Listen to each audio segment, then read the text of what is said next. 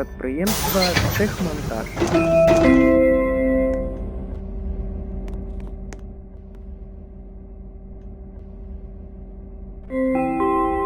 Асцярожна, дзверы зачыняюцца. Наступны прыпынак – прадпрыемства «Гарэлектратранспарт». Уважаемые пассажиры, пассажир обязан, не ожидая следующей остановки, оплатить проезд. При отсутствии кондуктора в салоне приобрести у водителя и прокомпостировать билет на одну поездку.